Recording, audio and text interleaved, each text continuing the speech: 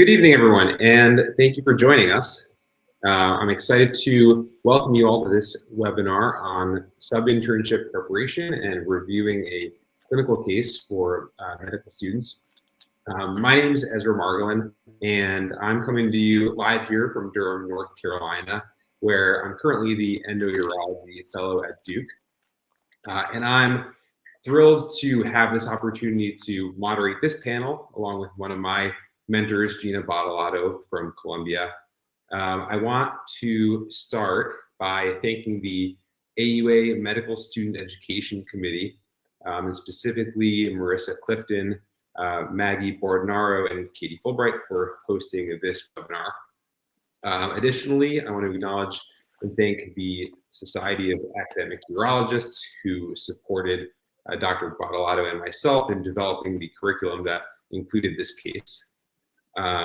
We will spend most of the upcoming hour going over a clinical case that was designed for medical students going into urology.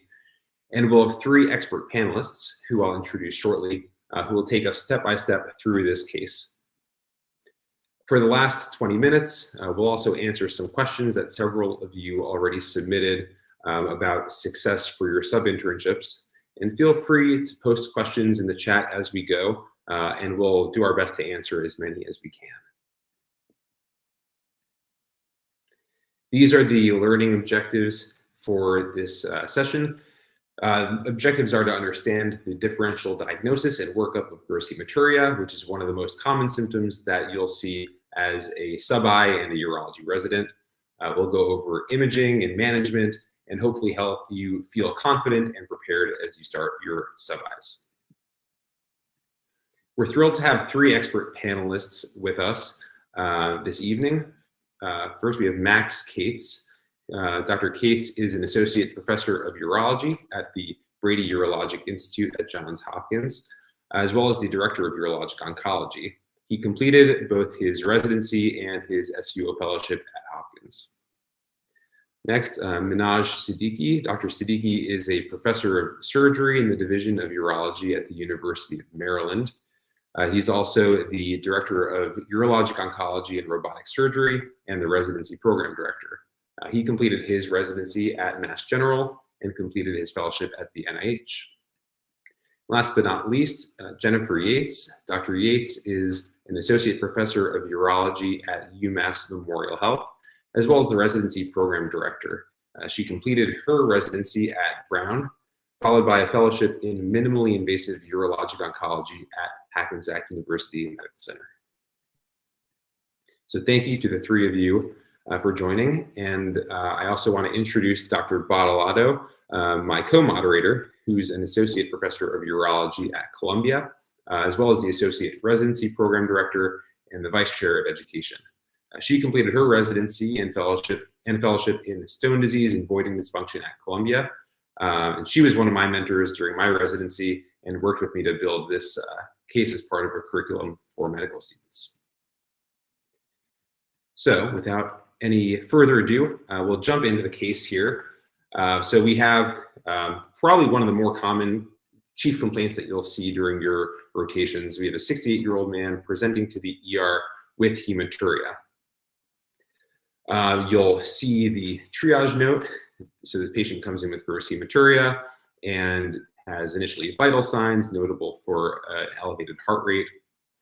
He's having some pain and notably complains of hematuria, dysuria, and blood clots with voiding. You'll read the ER physician note, which again repeats the chief complaint, the tachycardia, his minimal past medical history, exam showing a soft, tender abdomen, and the plan being call urology. So you're on your first day of your sub-I, and I want you to imagine you're doing a ureteroscopy with your attending, and suddenly the pager goes off. You get this consult that says, hematuria, please call.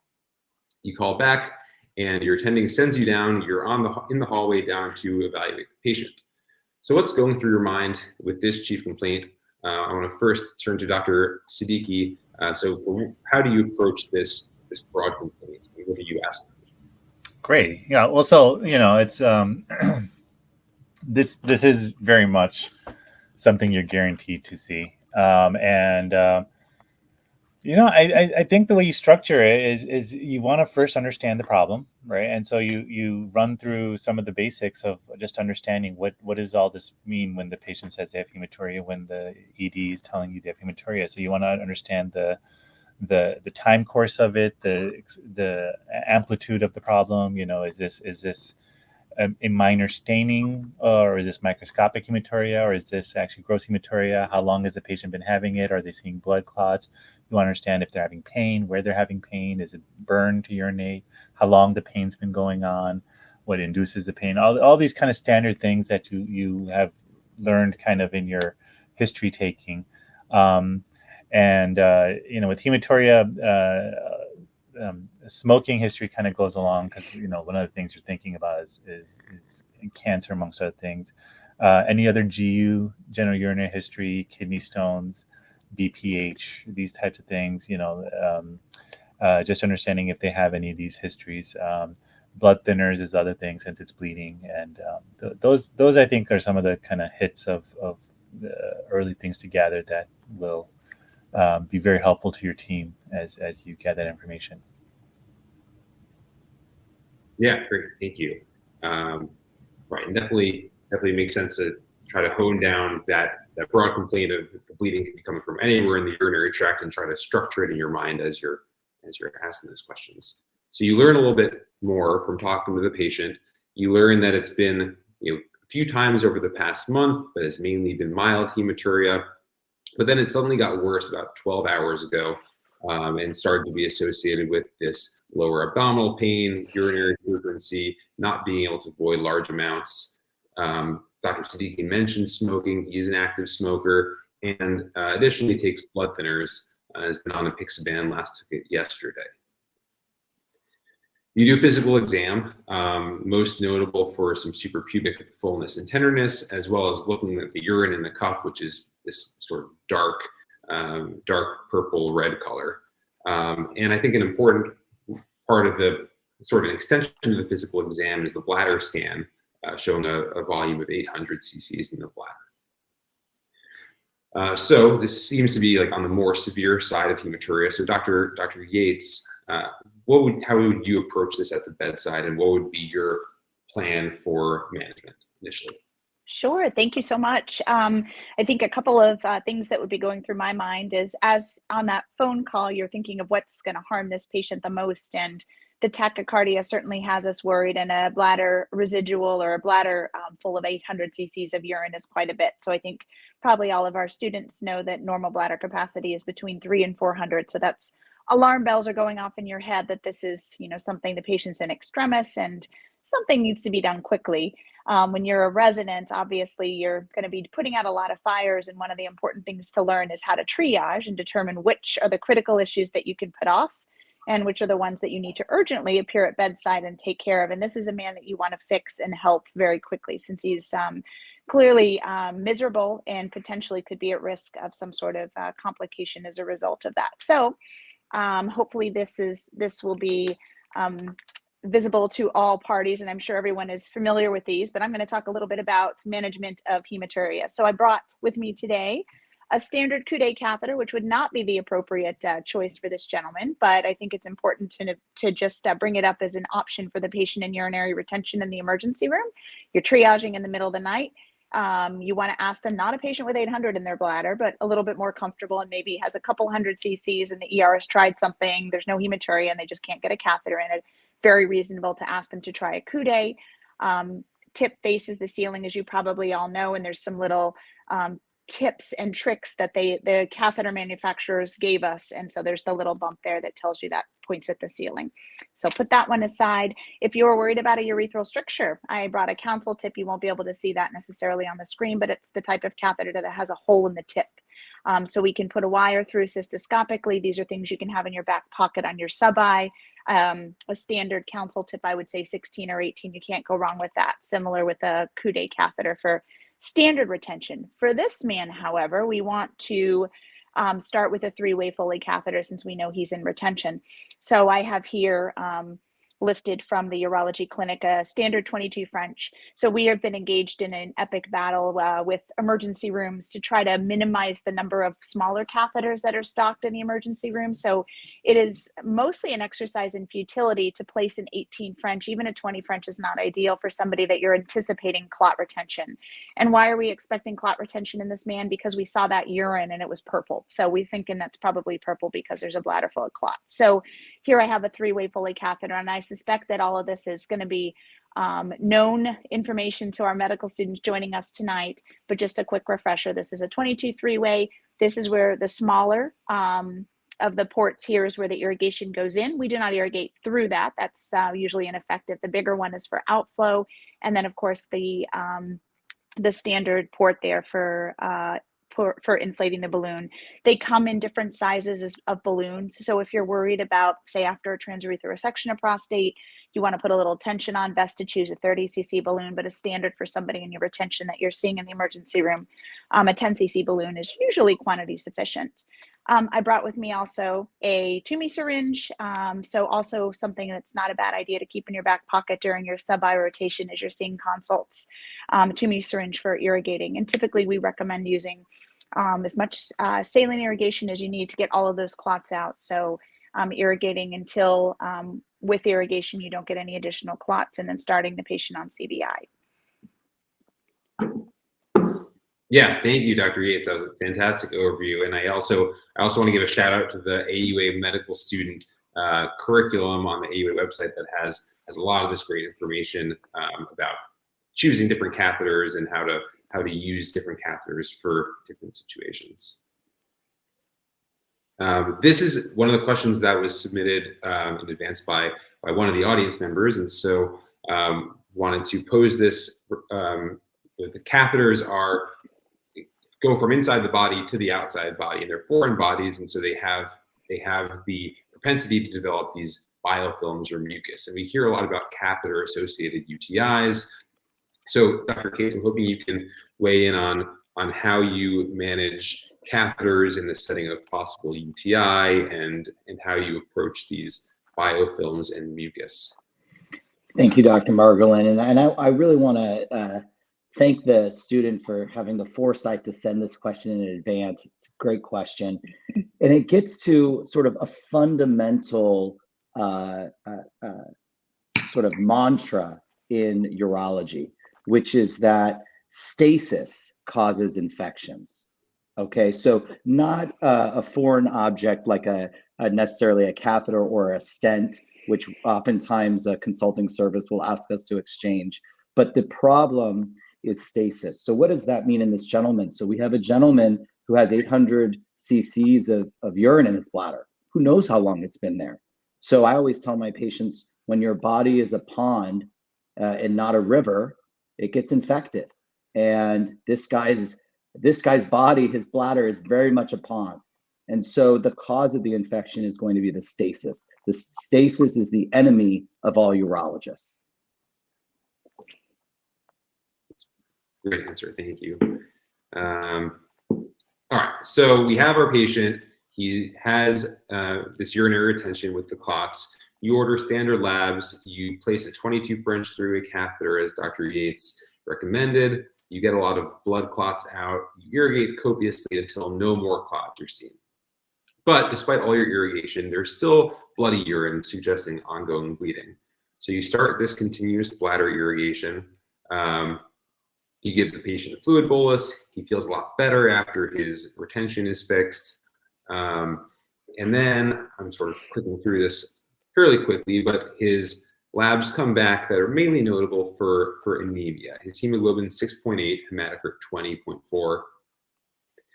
Everything else is fairly unremarkable. The urinalysis, as expected, shows a lot of red cells, a lot of white cells. And you don't forget to send a type and screen, because in residency, I probably forgot 1,000 times to send a type and screen and then regretted it later. So now that you've done the initial management at bedside, what do you think is going on? What's going through your mind? And we'll go back to Dr. Siddiqui for the top few items on your differential. Yeah, so I think at this point, the way to organize your thoughts on this is to just think of like where blood could be entering the urine, right? And so in terms of a super quick high level version of this, you start at the kidney, ureter, bladder, prostate, and urethra, and it could be anywhere along that track, right? And there are certain aspects of the history and what we've seen so far that make some things more likely, but really you still have kind of the whole track in mind.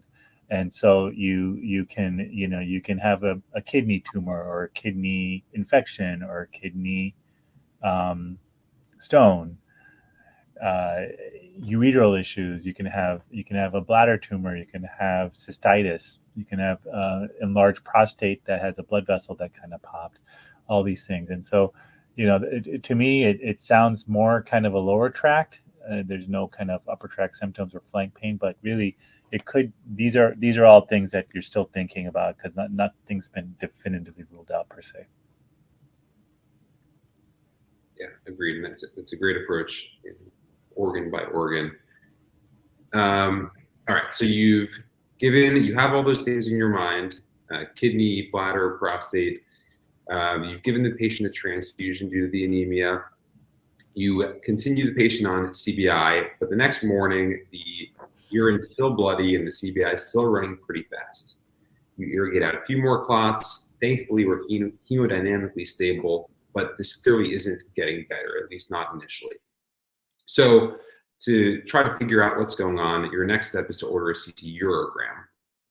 Now I'm going to click through the CT urogram. Well, I guess maybe before I do, I guess we'll go back to Dr. Yates for what you look for in a CT urogram, what makes that different from a regular CT of the abdomen pelvis. You bet. Thank you. So I think first to point out that per guidelines, even if this man's hematuria resolved and miraculously he was great the next day and went home, you're still obligated to perform the CT urogram to complete your hematuria evaluation. That's basic AUA guidelines for hematuria. I also, a little backtracking there, it occurred to me that a great question for our medical students would be if he just had come in with one episode of mild gross hematuria, or maybe microhematuria, but he was on the apixaban, could you argue that that was the cause of his hematuria and therefore it eliminated the need for a hematuria evaluation? The answer is always, per guidelines, a resounding no. So anybody who meets the definition, I won't go into the weeds on that one, of microscopic hematuria or has gross hematuria, even if they're on a blood thinner, by definition, they should be considered for evaluation. So here we are evaluating this gentleman formally with a CT urogram. We're looking, when we talk about a CT urogram, first of all, we need to confirm creatinine is acceptable, and we've already done that on a prior slide with a normal renal function.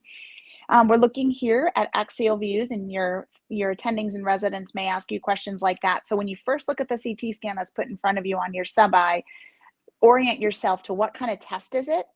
Is it sagittal, coronal, axial?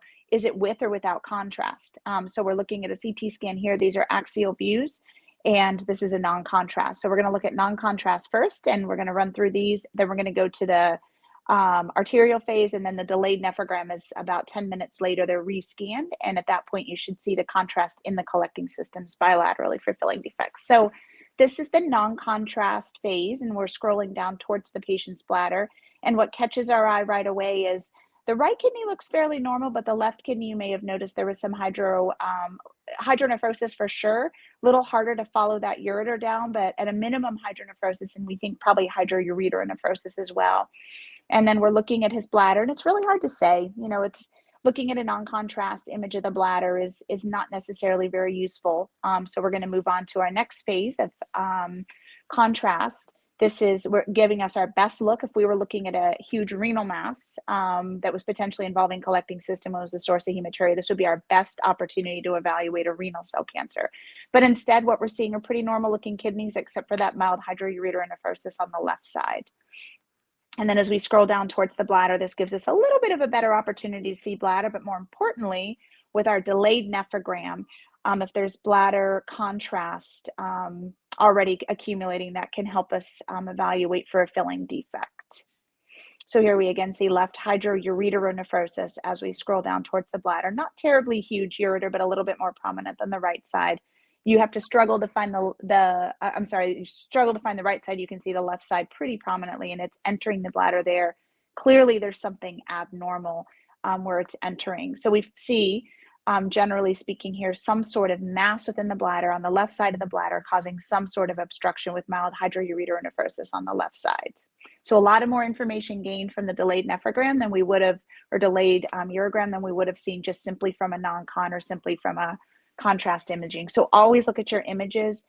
Don't assume just because it's a urogram phase that it was done appropriately. You should see contrast throughout the collecting system, kidney, uretary, and bladder if it's a good assessment of the urinary tract for hematuria. And then we also should look at his prostate. We don't get to see it really well here. And I would throw in my little argument here is I feel strongly that every patient who comes in, male patient, who comes in with gross hematuria, urinary retention should have a rectal exam. We've gotten away from those lately.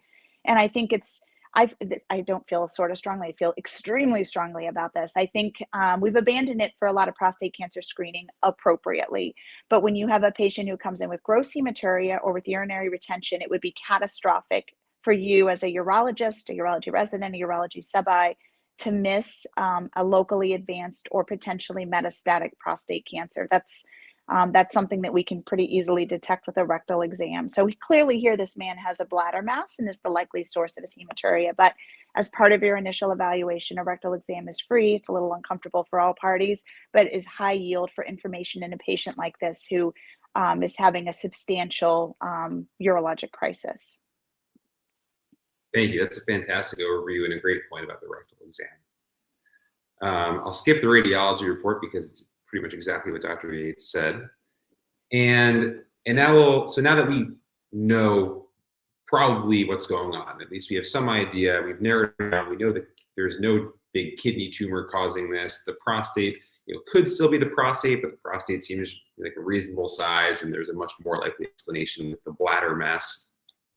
I want to go back to Dr. Cates about how you're going to counsel a patient, and what do you schedule him for in terms of procedure, and what do you discuss about the risks and benefits of the procedure?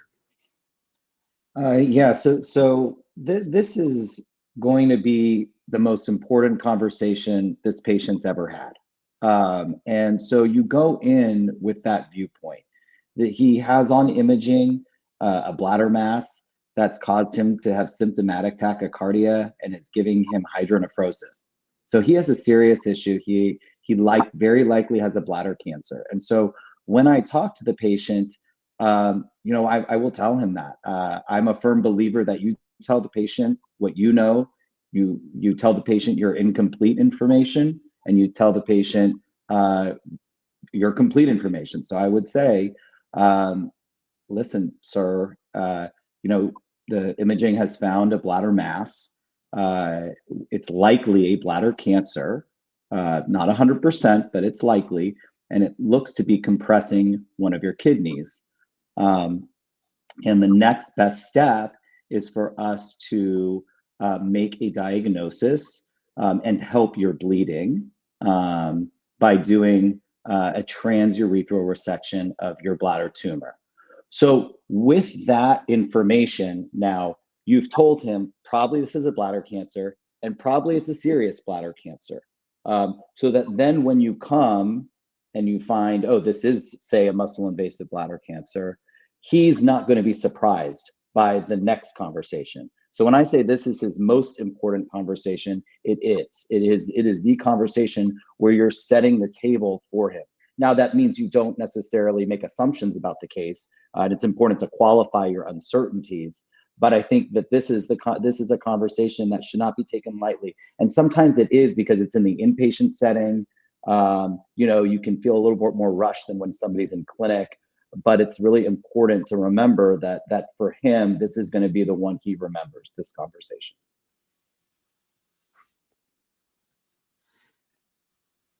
Thank you. And then I want to springboard from that onto now you counsel the patient, you're doing a TURBT as your initial diagnostic and therapeutic management of this mass.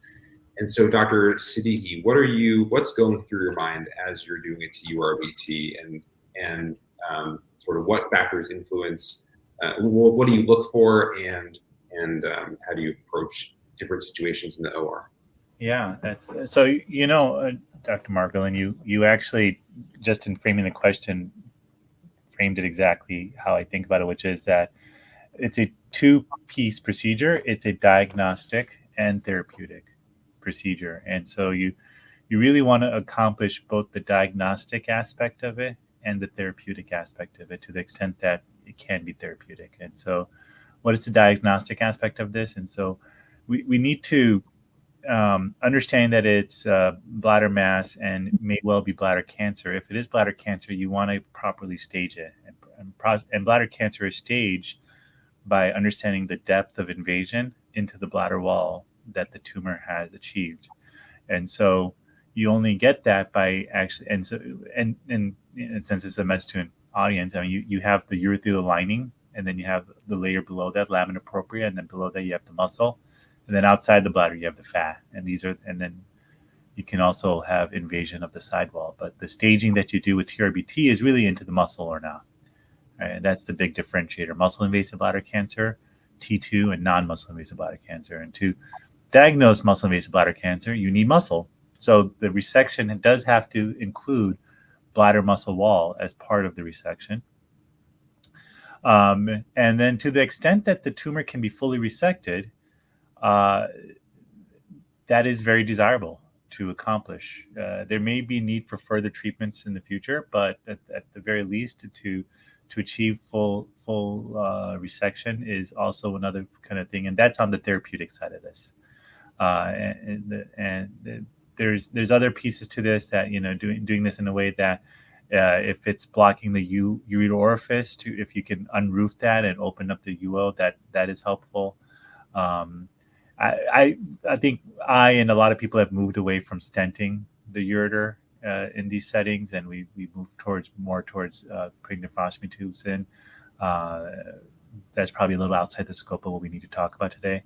And you try to do this all without causing complications, so such as perforation of the bladder. So there's a kind of a Goldilocks, too little, too much phenomenon with TURBT.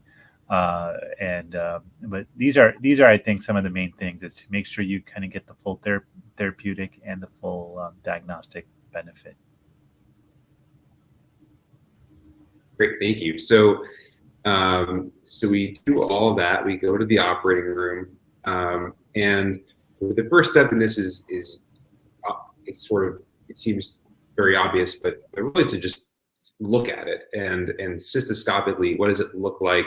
Does it match up with what you thought it was going to look like on the CT scan? And so you see a tumor that's about 5 centimeters in diameter. It looks sessile, meaning it's sort of broadly based, not on a narrow stalk. And you also make sure to do a complete cystoscopy and notice that the rest of the bladder is free of tumor. So you do a resection, as Dr. Siddiqui said, down to the muscle. It was visually complete. You were clear of the ureteral orifice, and you get hemostasis, and then you place a Foley, and then you're done. So in the immediate post-TURBT setting, one of the something that's pointed out in the guidelines is the question of immediate post-operative intravesical chemotherapy. And I wanted to ask Dr. Yates about, is this patient likely to benefit from that treatment? Yes, absolutely. So I think this is a very nuanced question, because we do not know yet that this is high grade or muscle invasive disease, but our suspicion is very high that it is, by virtue of the fact that it's a large tumor, and it also, the patient presented with hydronephrosis. So that is often suggestive of, at a minimum, muscle invasive, at minimum T2, possibly T3 disease. So what we're trying to accomplish with this single intravesical dose of chemotherapy is optimizing this patient's chances of a recurrence-free survival. At this point in time, since our suspicion is very high that this is muscle invasive disease, there are 2 potential outcomes from the intravesical therapy that would not necessarily be desirable. One is just complete lack of efficacy, and the second is extravasation of the chemotherapy agent, because we're trying to accomplish a complete and total resection as much as we can. Obviously not possible with some of the deeper invasive tumors. So we're sampling tissue, we're trying to resect completely, and therefore, by definition, with these bigger tumors, we've done a very extensive resection. So the guidelines recommend a single intravesical dose, and the patients that are likely to benefit from the single dose are patients with lower grade tumors and clearly not invasive tumors, as we're suspecting in this man. So there's been data with mitomycin C, with epirubicin, and then gemcitabine, and I think probably the majority of practicing urologists in this country would use gemcitabine as their single intravesical dose. But in this particular patient, when we look at his whole clinical scenario, we take off our goggles of must follow guidelines and we look at the whole picture. This patient is unlikely to benefit from intravesical gem and very likely is to have a substantial complication or risk of extravasation or absorption of the gemcitabine. So in this patient, probably not our best option, as much as we want to keep him free of disease in the future. Great, thank you. All right, so you choose not to give intravesical chemotherapy, and the patient does well after the resection, restarted on the Eliquis, Foley's out, past trial avoid, everything's going well. Now we're going to transition from the hospital setting, where you're going to spend a lot of your time as students and residents, and now you're in the office. The patient's coming back for a post-op visit and doing well, and you reviewed the pathology report. And the pathology report is, as you feared, you did find cancer invading the muscle. Muscularis propria is present, involved by carcinoma. You also sent a urine for cytology that confirms a high-grade cancer cells in the urine.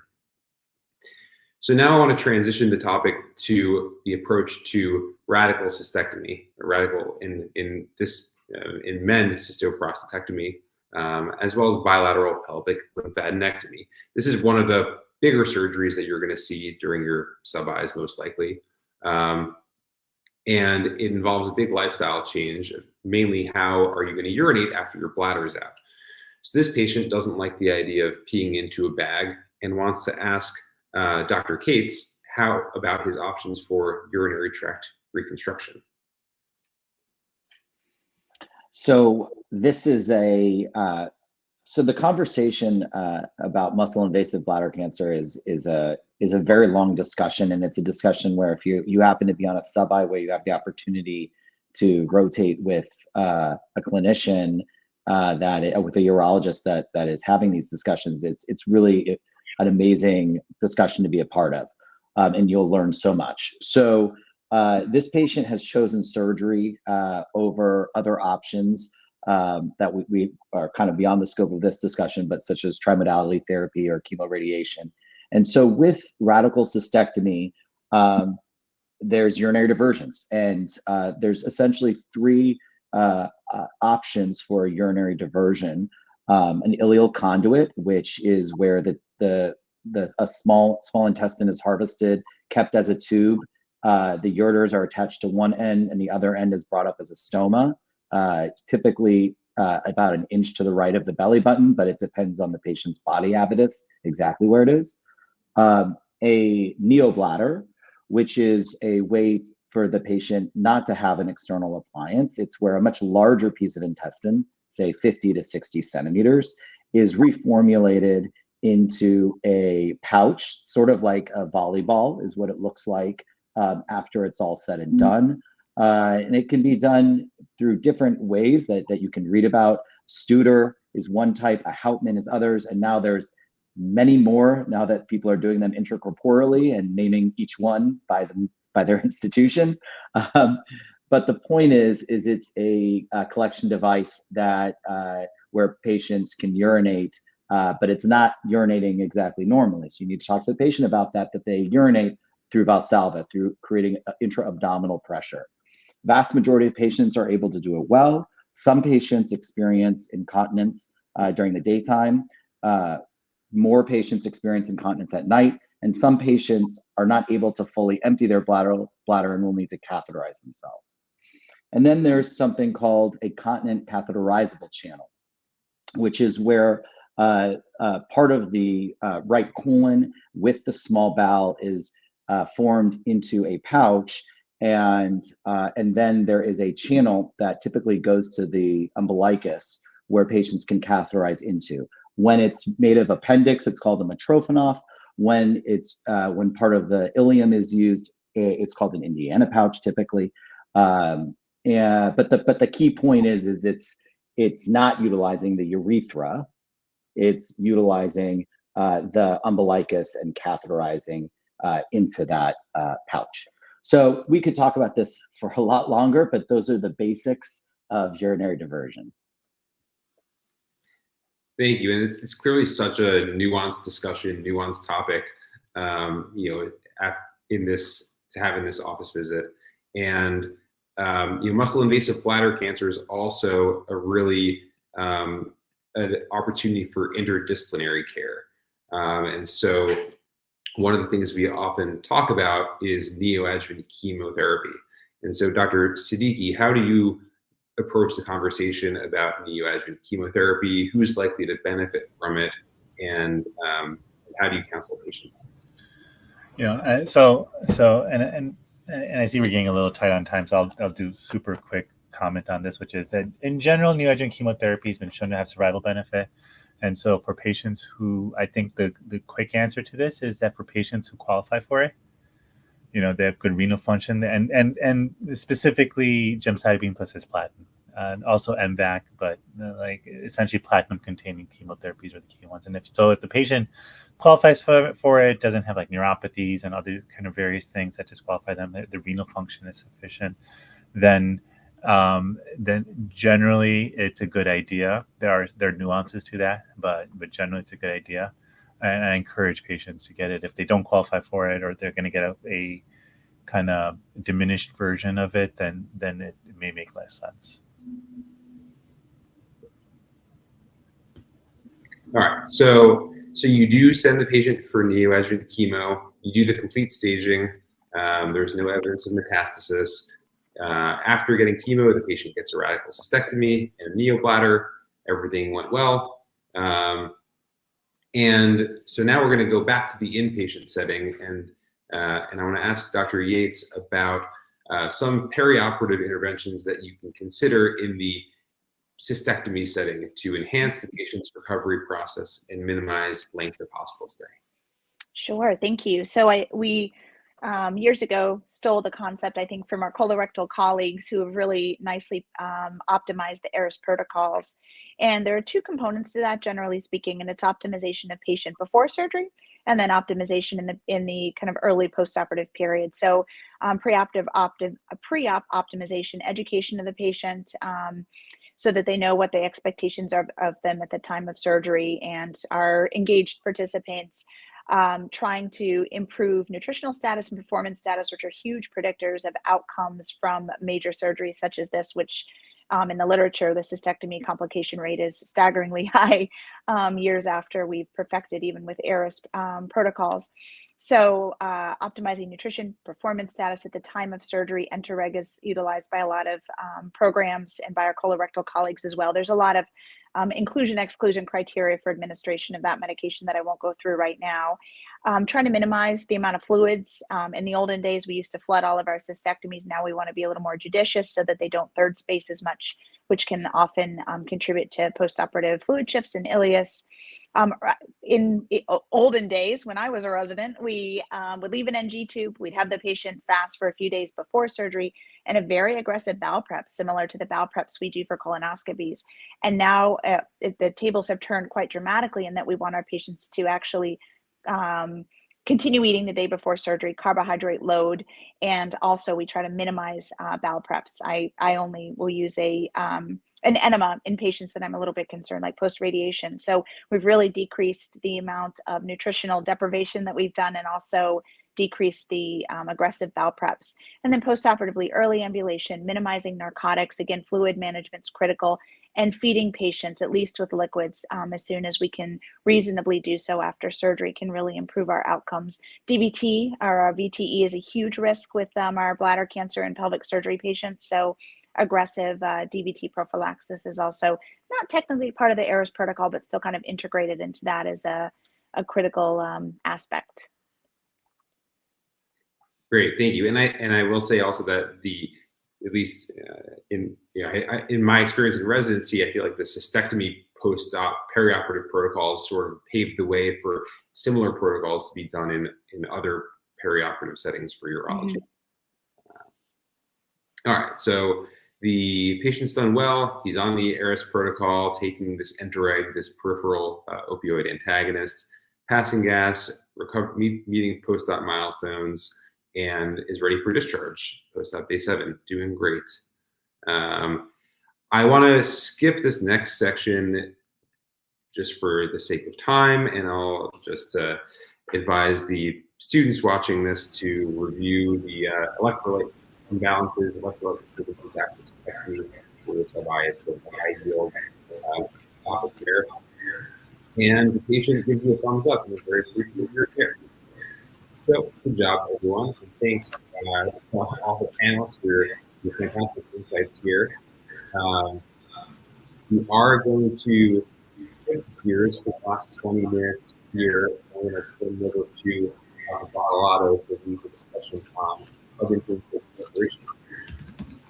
Okay, great. Thanks. Thank you, Ezra, Dr. Margolin, for going through that exciting, really high yield case with each of our experts. We're going to shift gears and talk a little bit more about the strategy behind completing a successful sub-internship. Actually, when we solicited questions for this webinar, most of our questions from our listening audience had to do with this as opposed to the clinical case. So we wanted to budget some time on each of these important topics. And fortunately, each of our panelists are very involved with resident education, and Dr. Siddiqui and Dr. Yates are program directors and can really give some of their insights. We're going to head to the next slide and really answer the first question, which is what happens if you need to cancel or reschedule a sub-I that you initially agreed to do? So I'd like Dr. Yates to lead off this question, and then I'm going to also jump to you also, Dr. Siddiqui.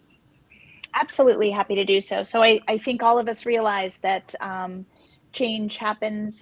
Things that we were expecting and hoping to accomplish don't necessarily come true. So we as human beings understand that, and we do not expect everything to go perfectly in the whole interview and sub-I kind of timeline. That being said, I think being respectful of the program because and your co-applicants, you probably already know this, that many sub-Is and rotations, away rotations are hot commodities. So being as polite as you can by canceling as far enough in advance so that spot can be taken by one of your colleagues is critical. If you have a very compelling reason that you had to drop out of that rotation, I think being honest about that is very reasonable and is a respectful thing to do. So if you had some sort of family issue or some personal issue that came up, don't feel you need to disclose anything that you're not comfortable disclosing. But that's a lot more meaningful to programs than, hey, another offer came up that I just couldn't refuse and I like that program better than you. Because I think that's the assumption from the program, is their baseline assumption will be, well, they wanted the other sub-I more than they wanted ours, and they kind of left us in the lurch. And that's never a good feeling. Nobody wants to feel that way, program or human beings. So early notification, if you truly have a compelling reason that you had to change your plans and you're comfortable sharing that, share it. And I think there's a lot of grace that will be given to you in that respect. Great advice there, Dr. Siddiqui. Yeah, I mean, the only thing I would add is just, I really don't think most programs are really tracking you at this level. I think that a lot of this movement that takes place at actually the medical school level, and some of it gets into the programs. And as long as you're respectful, really just kind of echoing what Dr. Yates was saying, and you don't demonstrate behavior that gets you noticed, that's the one thing that's gonna maybe hurt you in terms of then getting interviews and whatnot. But I think with Vizsla and all these things, and like the schedules not matching up between schools, it's a very stressful thing to try to get your sub-Is to all line up and get all this stuff to go. And I think people who deal with this, they get it. So I don't think people are keeping notes on where you submit and whether you accept or stuff like that. But if you're signed up as one of their 3 sub-Is and the week before, you cancel on them, That's like noticeable now. So I mean that could hurt you. So just don't do stuff like that. I Yeah. would like to add one more comment, if it's okay. Is this is true and unrelated, but I think it's a good time to point this out, that this is a sub-I that we're talking about. When you're talking about your interviews, that's a little bit different. So you probably already know this, our medical students, but after the flush period of time, and this is all well delineated on the SAU website, withdrawing from a applicant or a interview is a match violation, and that will get reported to your program, and that's a big deal. So sub-Is, certainly we all agree there's a lot of kind of consideration given if you withdraw, but once you're in the interview season, that is a completely different story. So just be careful there that you don't extrapolate to residency interviews. That's a great point, Dr. Yates. And as you mentioned, that is clearly delineated on the Society of Academic Urologists website. And the scheduling of the sub-Is is independent of that interview process. Okay, we're going to talk a little bit now about how to get really acclimated to a new hospital environment, including navigating a new EMR. Dr. Yates, in your experience kind of working with students and visiting sub-interns, what are some kind of pieces of advice you would give to somebody adapting to a new state, a new hospital system? Yeah, I mean, such a good question, and you're going to get many different answers from people depending on who you talk to. I think it's really important to learn the culture and know the culture of wherever you're going. And that's not going to happen overnight. That'll take at least a couple days, but to just pay attention to, oh, this is a little different from my home institution in these subtle ways or in these not so subtle ways. The EMR, I mean, listen, everybody knows that people have different EMRs, and like, you're going to do the best job you can. And that's not really in your control. You're in control is you're going to try your hardest. But what is in your control is knowledge. Knowledge is power.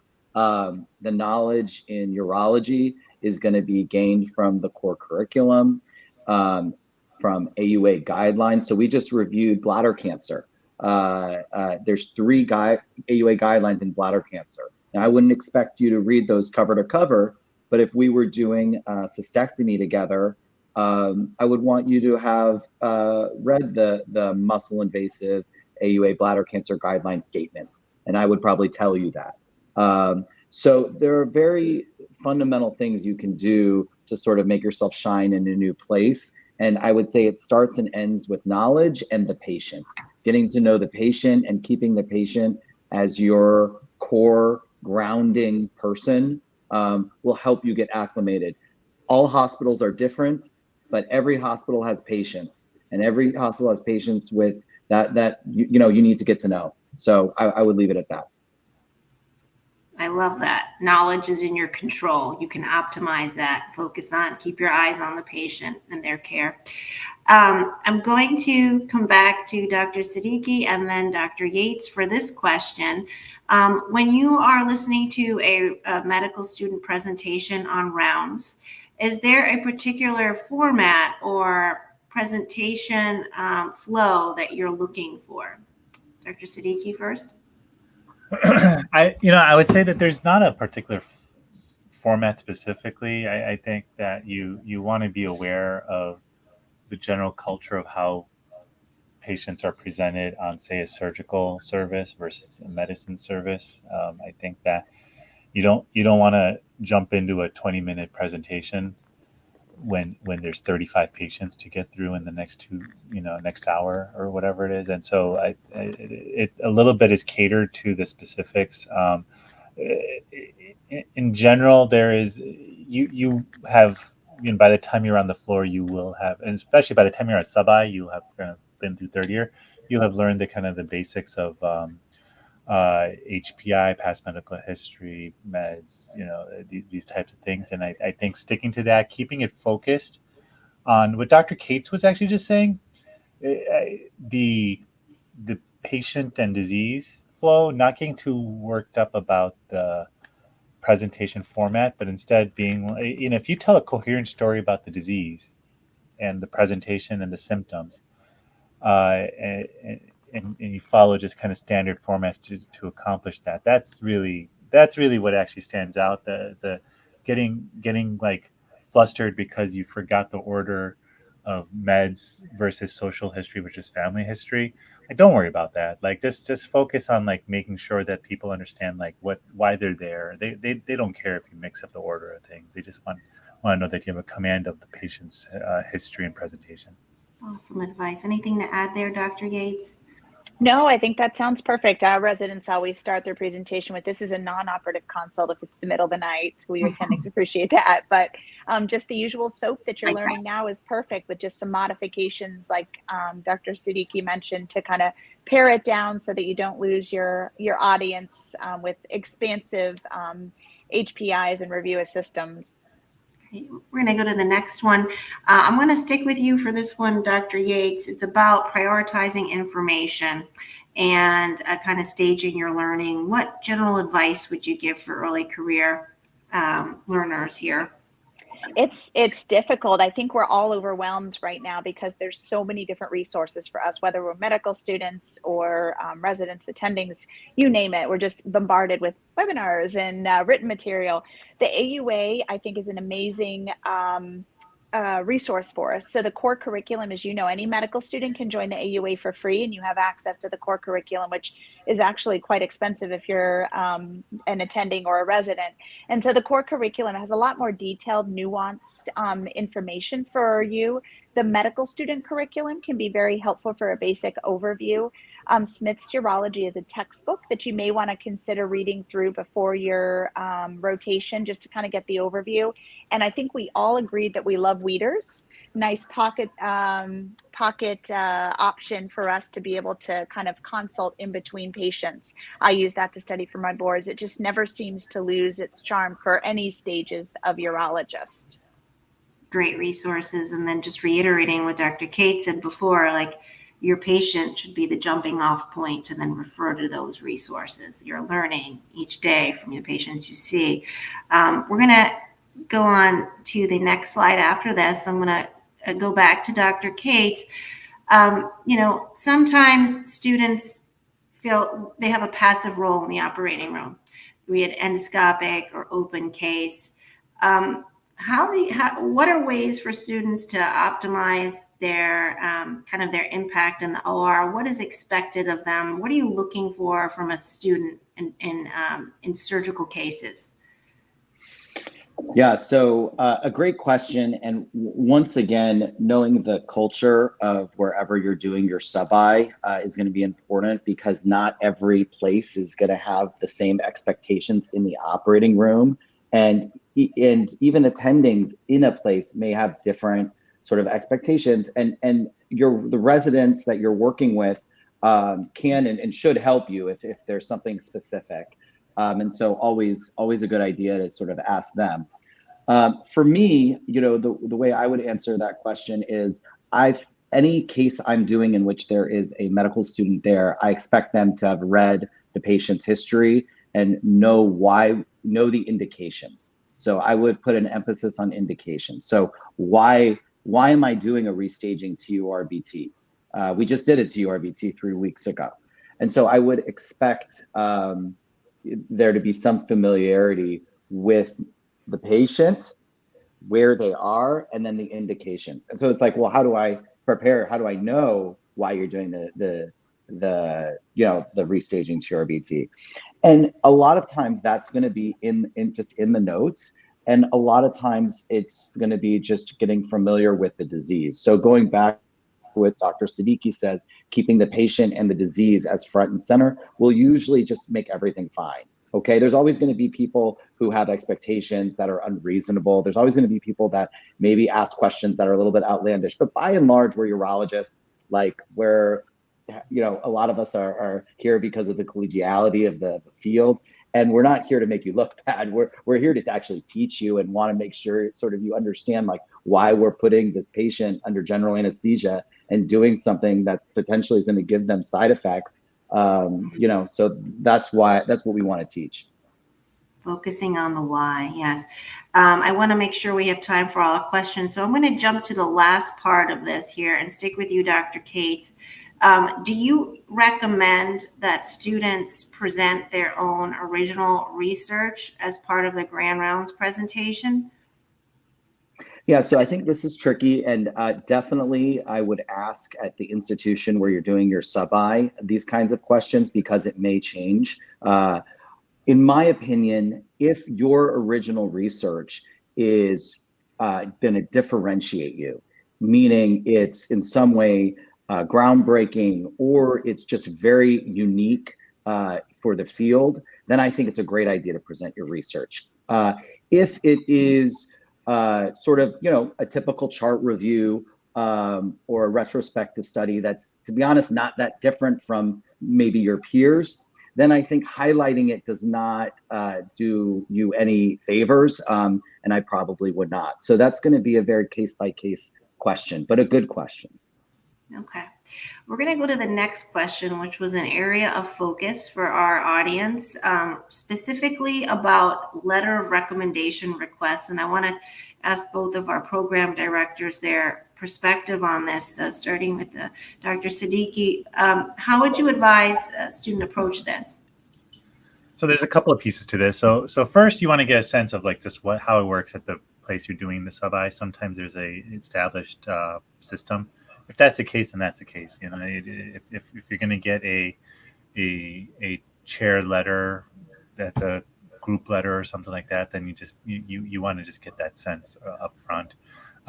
Often you will have the opportunity to ask individuals for letters of rec. My recommendation is to not necessarily just jump to the most famous, notable person in the department, but really hone in on the people that you connect with during your time there. The people who get to know you, the people who you feel like could actually talk about you and had some exposure to you. So one of the things that you can do to kind of optimize how that letter will look is actually to try to get a sense as you get exposed to people who you click with, because you will click with some people more than others. And to the extent that you can actually spend a little extra time with that person, then, join them in their clinic, join them in their cases, even if their case is not necessarily the most exciting case on the schedule that day. But just have a little extra time around them. Then that kind of relationship you build and that ability for them to advocate for you when near the end of your rotation, you ask for the letter of rec, will be extremely helpful to you. Dr. Yates? Yeah, absolutely. I echo all of those recommendations. Something we do at UMass that I think could be beneficial if you're interested in having somebody who's outside of urology kind of contribute to your letter of recommendation is when we write our program director or chair letter from the home institution. I like to ask that we have house mentors that know the students longitudinally for 4 years. And so we get their input for the letter of recommendation and can include it in there as well. So this person I introduced, and this person who has known the student for X number of years had the following to say. So it's tough sometimes to narrow down who you actually want to ask for a letter, because you may do a lot of rotations. You may have a lot of people that you're really connected with at your home institution. You always need to have a chair and program director letter of recommendation, but you can get a little bit creative and ask people to kind of combine their efforts. Sometimes we do a combined chair and program director letter. So there's a lot of variations. Think outside the box. We've been asked a few times at the AUA medical student forum, should I ask somebody who is outside of urology? And that's a tough one. And I think all of us agreed on that panel that it's a little harder for us as urology programs to fully assess that letter of recommendation when it's not somebody in our field that we really know. So I think not necessarily the wrong thing to do, but if you want to include somebody who may know you quite well for another reason, a research mentor like a PhD, their input and feedback can be incorporated into your formal letter of recommendation in all kinds of creative ways. Great pieces of advice there about a home and visiting letters. I wanted to, get some closing remarks from each of you about, positive things that somebody can do, overall messages, themes that you would emphasize that you're looking for in the sub-Is. We'll start with you, Dr. Cates, and I'll hear from each of you. Yeah, I mean, I think that it's the thing that makes a great sub-I stand out is emotional intelligence, specifically with the patient and the nurses and the staff and everybody. But I want to focus on the patient. When I come into a patient's room and they say to me, your resident was phenomenal and listened to me, and I say, oh, who was the resident? And it was the sub-I. I noticed that, and that means a lot. So I would say focus on the patient, keep them in your front and center, and that should be your guiding light. Dr. Yates? Absolutely. I think you're segueing into me so I can give you kind of dovetailing on the emotional intelligence. There are little things that you can do that are organic, not necessarily that you're attempting to garner approval or accolades. And one of my favorite stories is a recent story. Samaya, if you're out there, we still desperately want you in urology. One of our medical students was just an amazing person who was so good at reading the room and reading the situations and seeing things that often fell below our radar screen of, doing our daily work. And my example of that was I unplugged a workstation on wheels and took it to do a consent before a surgery, and I didn't plug it back in, which that can burn the next person because it's then out of batteries. She wordlessly and kind of very unobtrusively plugged it in. Didn't say a word. I just happened to turn around and see that, and it wasn't necessarily doing that for recognition. And just those little things that people do to contribute to the team effort and to contribute. And again, I say a rising tide lifts all ships. We really appreciate that in urology. I think all of us are team players, and that's kind of why we chose urology. So the little things that you can do to help the nurses, to help the residents, to help everybody on the team. I think I don't want to say anything really negative because we're positive. This is great. We're having a really exciting conversation here, but the converse of that is don't discount anybody. We once had a negative feedback from the OR about a resident or a medical student who was dismissive. This is a long time ago, dismissive to OR staff. And that is something that we take so seriously. It's so meaningful. So on one hand, the positive interactions and the helping the people who are helping all of us and all of our patients we really value that a lot. And we do see that. The faculty do see that, and we greatly appreciate it. So eloquently said. Dr. Siddiqui, you have the last word. I'm honored. Thank you. So, I mean, I'm only going to just echo. I think maybe stated it in just different way, but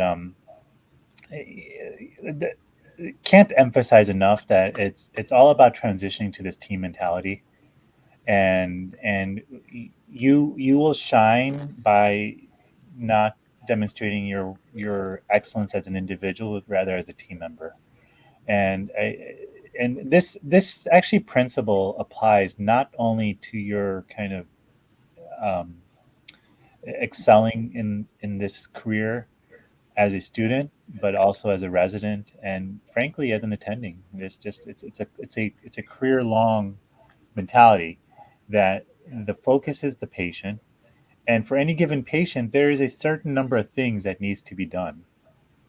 And if you're just on board with the idea that, like, I'm going to help out where I can, there may be 50 things that need to be done. If you really pay attention to all the little steps that happen in the course of a normal patient care and surgery, there's things that you will be able to do and there's things you will not be able to do.